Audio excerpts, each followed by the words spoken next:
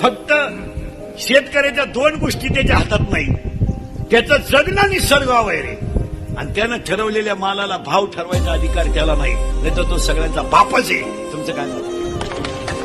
त्याला कोणाची बुटं चाटायची गरज नाही. त्याला फक्त निसर्गाला साथ द्यावा आणि त्याने कमवलेल्या मालाचा भाव ठरवायचा त्याला अधिकार असू द्या. तो कोणालाच रामराम घालीत नाही.